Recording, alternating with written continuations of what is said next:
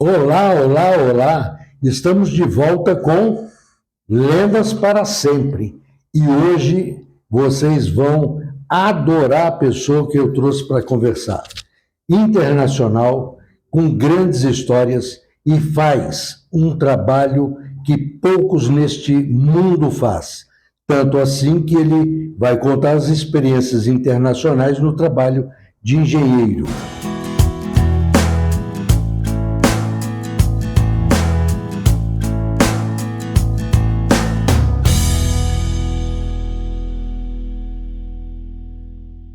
Fernando, você fez engenharia. Sim, engenharia mecânica. Engenharia mecânica. Hoje você passa quanto tempo fora do Brasil por ano, assim, na média? Nos últimos anos, eu passei aí em torno de 8 meses por ano fora do Brasil. 8 meses por ano fora do Brasil. Fazendo o quê? Na consultoria, na parte de montagem de fábricas de gases industriais.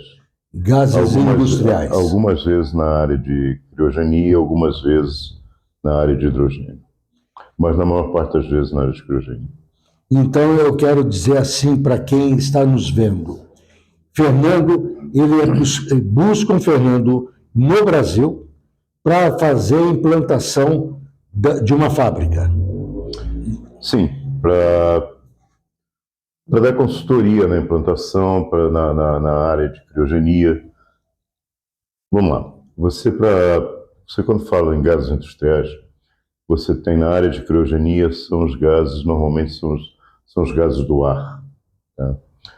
Que é o oxigênio, nitrogênio, argônio, xenônio, criptônio, por aí vai. Tá? E você faz uma destilação a baixa temperatura, Menos 150 graus. Existe uma variação aí nessa definição, mas normalmente a que se usa é essa, abaixo de menos 150 graus centígrados. E eu te convidei para vir para cá porque você é uma lenda dentro da área. No mundo inteiro, deu problema ou vai implantar uma nova planta? Quem é que é chamado para fazer a consultoria? Fernando. Depende da companhia que está fazendo isso, tá? Eu sou chamado pela companhia pela qual eu trabalhei grande parte da minha vida. Tá? Já fui chamado por outras também, mas não aceitei. Pode dar o nome da empresa? Eu prefiro não. Não. Você está sendo modesto, porque aqui não tem cachê, não tem nada. Mas tudo bem. Você tem uma postura bastante séria, mas eu sei que você também tem muito bom humor. Eu vou querer que você conte as coisas que você já passou, né? Pela China, pela Índia, pelos Estados Unidos, Canadá, enfim, nesses países todos que você já foi. Além de trabalhar, deve ter passado alguns perrengues. Sim. Eu passei perrengues, passei coisas boas também, claro. Sim, mas eu quero que você conte as duas coisas além do trabalho. Com a temperatura abaixo de 150 graus, na criogenia, qual é a aplicação prática para quem está nos vendo? Aonde que se utiliza esse material de gases?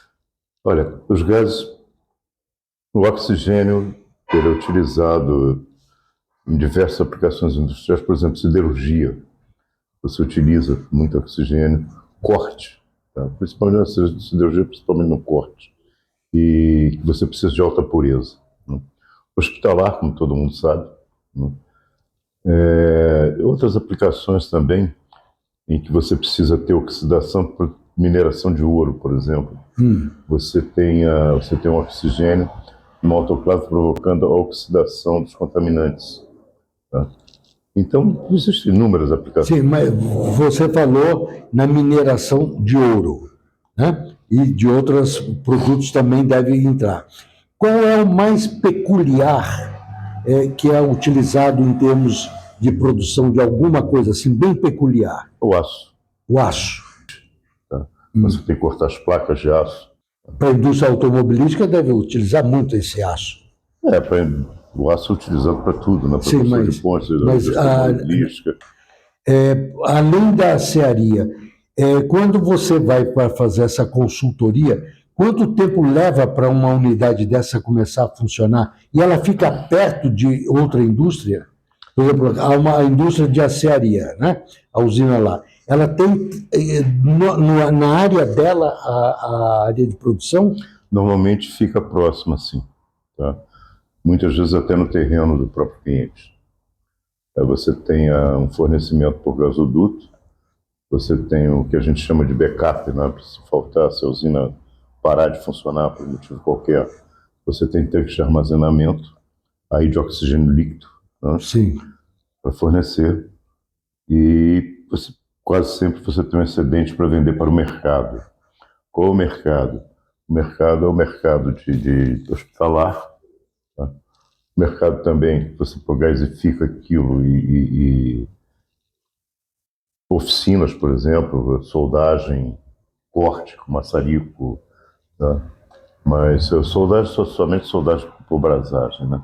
Mas corte com maçarico, por exemplo, mesas de cortes, tudo, você tem o oxigênio presente. Então, quando a gente vai numa oficina comum, uma oficina de qualquer natureza, e ele está cortando alguma coisa com aquela ampola de oxigênio, é um trabalho que você ajudou a fazer na montagem de uma unidade de processamento. Esse corte é muito interessante explicar esse corte, porque a chama está ali somente para provocar a reação do oxigênio com carbono, do ácido carbono.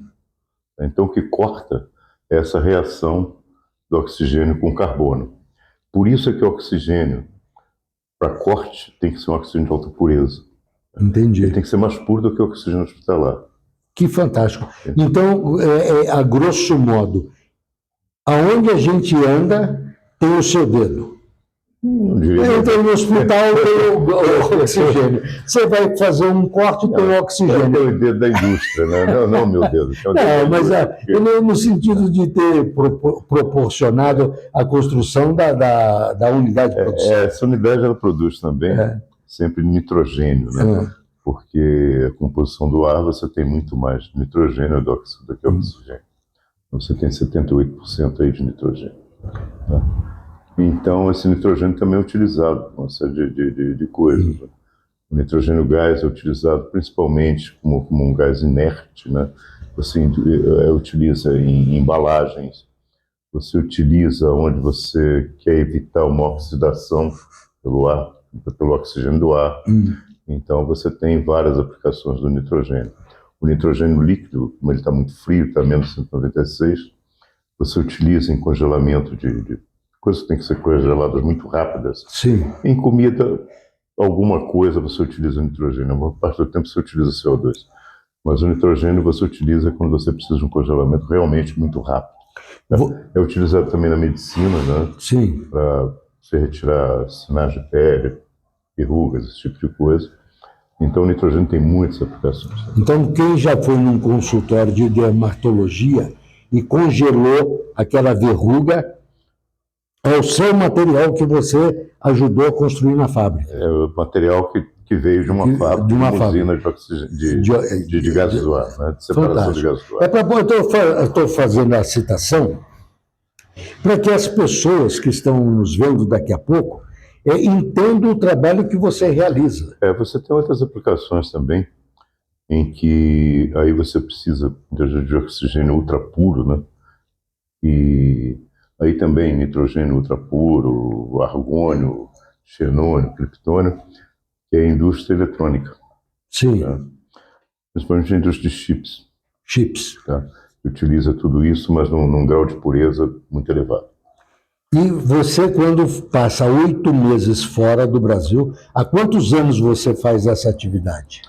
Olha, fora do Brasil desde 96. 96, são 28 anos. A primeira vez que isso aconteceu, na realidade eu estava nos Estados Unidos para algumas reuniões e houve um problema na Coreia, na montagem de uma fábrica na Coreia. E me perguntaram se eu podia ir à Coreia. E eu fui.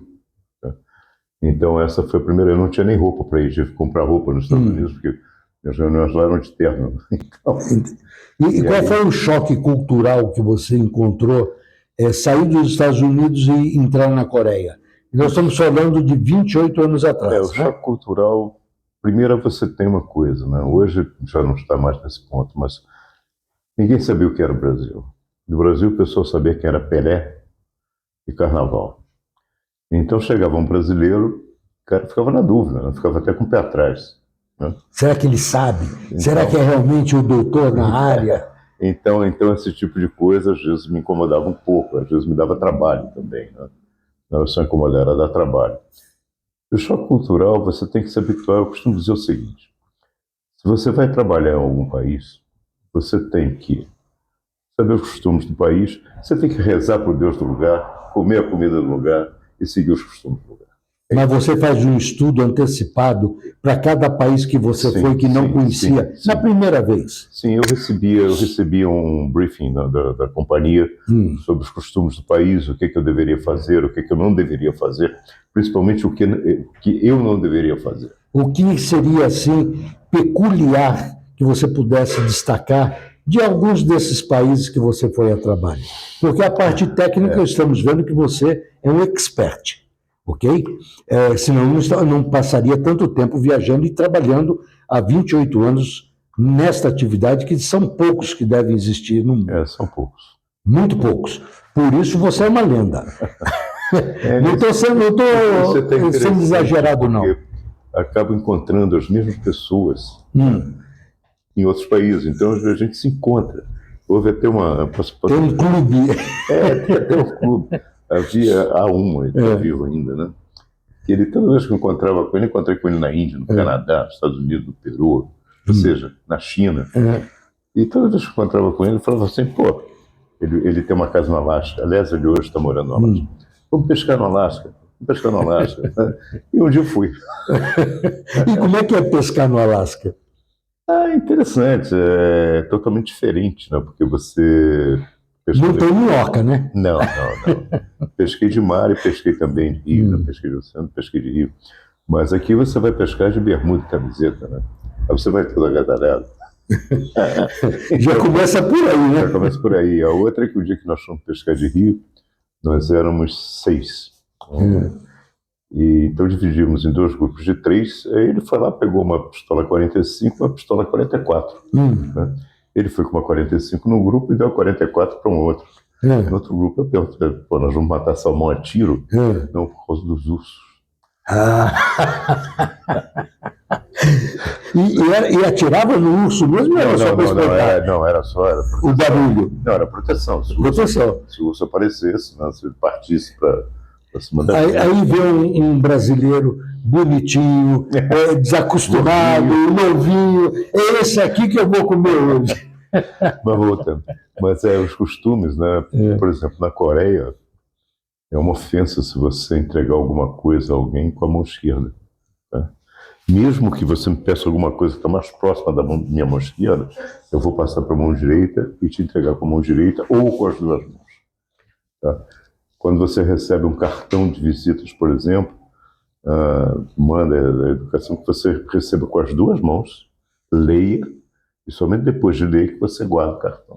No briefing que você disse que recebia, vinha todos esses detalhes. Vinham todos esses detalhes. Né? Você não entrar com sapato em nenhum estabelecimento, né? De nenhuma casa, até escritório de posto de gasolina, naquela época, não sei hoje como está, eu tirava o sapato para entrar. E, por exemplo, na Índia, você passou quantas vezes pela Índia? Fui diversas vezes à Índia, eu não lembro quanto. Daria o quê? Uns 4 anos, 5 anos, somando todos os períodos? Não, daria menos. Menos. Talvez 1 ano e meio, 2 anos. É um tempo considerável. É um tempo considerável. E a cultura da Índia, a indiana, né? Eu ia falar uma besteira grande, quase sair indígena, maluquice, mas é a força do raciocínio errado. Mas na Índia, qual é a coisa mais peculiar que você hoje poderia dizer? Porque hoje temos muitos filmes de produção da Índia sendo assistido aqui Olha, pela Netflix. O que é comum e o que é folclore? olha, a Índia é muito grande. A Índia também se divide em diversas regiões com culturas totalmente diferentes. Por exemplo, você tem alguns estados islâmicos na Índia, né? Eu tive o carro revistado cruzando a fronteira para o estado islâmico para ver se não havia bebida alcoólica no carro. Né? Então, são umas coisas peculiares. Por exemplo, uma outra é que eu, como estrangeiro, eu podia comprar bebida alcoólica, desde que eu fosse a um determinado departamento com meu passaporte. Eles colocavam um carimbo lá no meu passaporte, devia estar lá, alcoólatra, e me davam uma permissão. Era um papel desse tamanho assim. E aquele papel vinha escrito que eu podia tomar uma unidade, creio que era uma unidade por semana. E eu perguntei o que era uma unidade. E ninguém sabia se era uma garrafa, um barril, um litro, um caminhão. Ou uma dose só. Uma dose. Ninguém sabia o que era uma unidade. Então, essas são coisas peculiares da Índia, né? A outra coisa que me chamava muita atenção são os contrastes. Eu, quando ia para a Índia, nas cidades grandes, Mumbai, Calcutta, tá? E outras cidades maiores, né, eu ficava em hotéis maravilhosos. Mas você saía do hotel, era assim um choque. Tá? Até em termos de cheiro, entendeu? De cheiro do lugar. Eu, particularmente, eu não gosto de trabalhar na Índia. Conheço pessoas que gostam. Tá? Eu Sim. não gosto. Tá?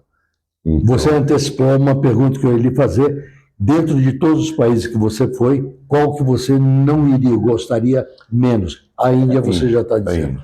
Se tiver que voltar lá, volto, sem problema Sim, nenhum. claro. Tenho amigos indianos, inclusive. Tá? Mas não é Não é só preferência. Não é um prazer. Sim. Tá? Há países que eu vou, por exemplo, a China. Eu adoro a China. Tá? Eu passei 2 anos na China, no final da década de 90, e adoro a China. E tenho amigos na China também. Não tenho amigos numa opção de lugar. Sim. Né? E qual foi a última vez que você retornou à China? 2018. Um pouco antes da pandemia. Um pouco antes da pandemia. Você acha que realmente a pandemia, seria maldade a minha pergunta, mas tem que ser feita, foi proposital ou foi um acontecimento e que não houve controle? Eu creio que foi um acidente. Foi um acidente que não conseguiram controlar depois. Tá? Foi uma falta de um descuido que causou um acidente. É porque tem muita lenda, não, foi provocado e queriam acabar com o Ocidente. Conversa fiada, isso não existe. Então, eu creio que foi um acidente. Um acidente. Por exemplo, aqui pegando do lá de baixo da Patagônia até lá em cima, onde você foi pescar, qual o país que você mais gosta, independente de Brasil? Chile. Chile. E o Peru também. Peru. Já foi a Machu Picchu, já foi a Nazca? Já foi no Machu Picchu, já foi a Nazca, foi uma decepção. E não, nós alugamos, pegamos um voo. Eles têm esses voos lá. Você sobrevoa ali e o avião fica lá andando para o lado, andando para o outro, e desce. Deveria ser feito de helicóptero, fazendo de avião. Mas para mim foi uma decepção. Você esperava o quê? Eu esperava ver com mais claro, ter uma visão mais clara, né? E tive ver algumas linhas lá, mas aquelas figuras todas eu não consegui identificar. Tá, e no Chile, Atacama, certamente. Foi Atacama também, o deserto de Atacama é maravilhoso. Eu tenho uma foto que eu bati num lugar lá que eu até digo que aquilo dali é a imagem de silêncio.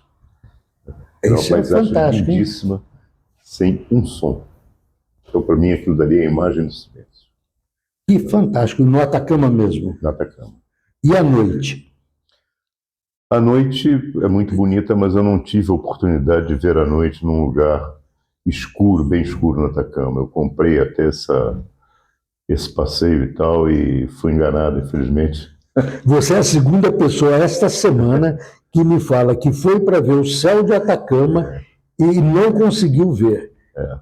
E eu perguntei, mas nem o ET desceu para te ajudar? Não, nem o ET. Então essa daí realmente foi uma lástima, mas não falta oportunidade de retornar, né? Talvez. É aliar o trabalho técnico com essas oportunidades de conviver com culturas diferentes, você acha que é um grande atrativo do que você faz? Eu gosto muito de trabalhar com culturas diferentes. Primeiro, que é um desafio, uma oportunidade. Sim. E a grande diferença de viajar como turista e viajar a trabalho é que a trabalho eu vivo o lugar. Sim. Como turista eu vejo o lugar. A trabalho eu vivo o lugar. Em média, você fica quanto tempo num local, dando consultoria na fábrica? Olha, isso varia muito. Que às vezes eu viajo não só para consultoria, às vezes eu viajo também para resolver algum problema. Então, Mas, em média, acima de um mês? Acima de um mês. Dá para viver o local? Dá para viver o local. Principalmente retornando conforme você retorna, né? Eu passei, como eu disse, no final da década de 90, 2 anos na China. A China, nada daquilo existia. Muito rápida a transformação. Foi muito rápido. Muito rápido. Nós estávamos... Na época, eu diria que nós estávamos à frente deles. Tá? E nós ficamos, eles foram. Sim. A própria Coreia, né, que tinha um atraso em relação ao Brasil, a própria Coreia também. Superou. A Coreia, eu não gosto muito de trabalhar na Coreia também, não. Porque eu tive algumas experiências na Coreia. Tive experiências boas, mas eu tive uma experiência muito ruim. O coreano, ele não gosta, assim como quase todos os orientais não gostam dos ocidentais. Tá? Mas o coreano, ele demonstra. Demonstra claramente. Ele demonstra claramente. O chinês não demonstra. Tá? Ele, pelo contrário, o chinês te trata muito bem. O coreano também te trata bem. Não te trata mal. Mas ele demonstra. Tá? E para eles também, eles consideram que para eles é uma vergonha ser orientado por um ocidental. Não sei hoje como está isso. Estou falando a última vez que eu estive na Coreia foi em 2005, por aí. Não deve ter mudado. Mesmo porque, com o progresso que tiveram, e chegar um ocidental, principalmente agora, seria até mais ofensivo ir lá ensinar, né? Mas essa globalização mudou muita coisa, né? Inclusive os costumes, algumas mudanças culturais também. Sim. Até em termos por exemplo, na época quando eu comecei para a China, uma mulher que eu considerava bonita, que um ocidental considerava bonita, de forma mais ocidental. De forma mais ocidental. Né? Então são coisas... que você acompanhou a mudança, né? Eu acompanho a mudança. A mudança da China eu acompanho de perto. Um detalhe. Qual foi o susto maior que você teve? Eu chamo de susto assim. A minha mala não chegou. Meu passaporte extraviou. Meu documento que eu tinha que ter, eu não tenho, perdi.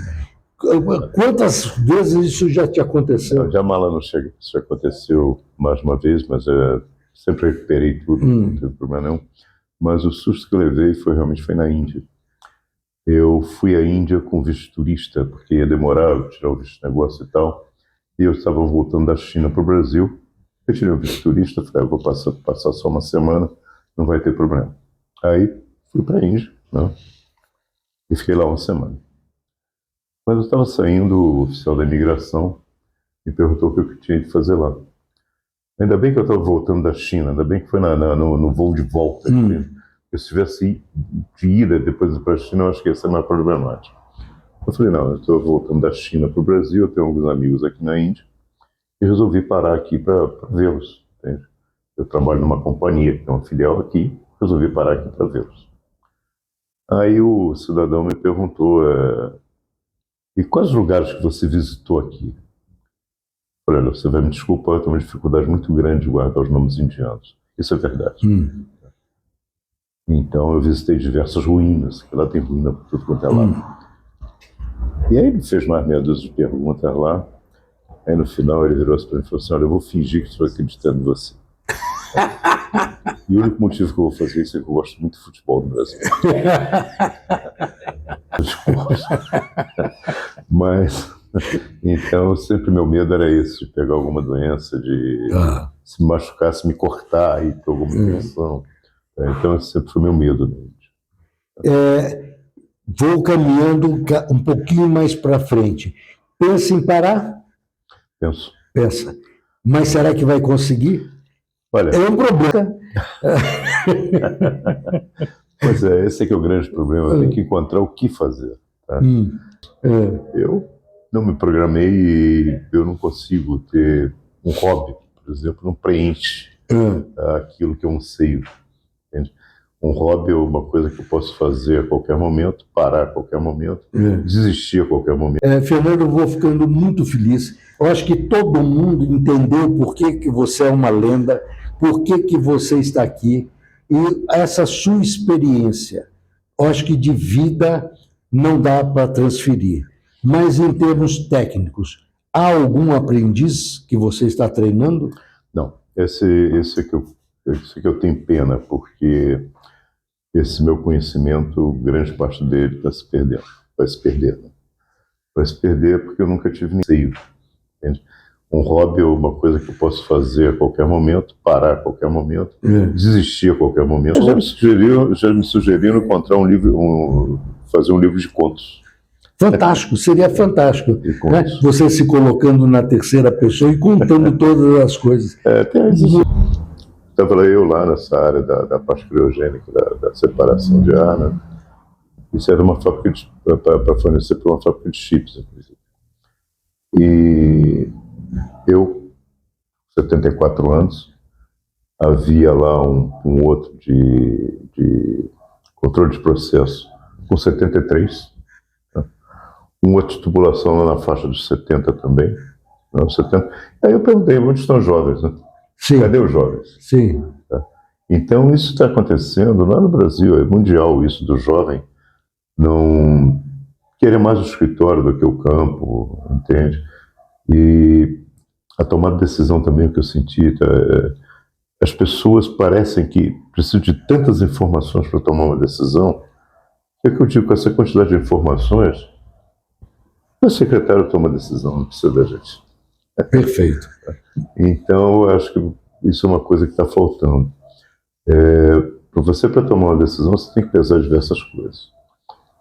Tem que pesar a primeira coisa como é que eu costumo tomar minhas decisões em termos profissionais? Primeira coisa, se eu errar, eu vou ferir alguém, vou matar alguém?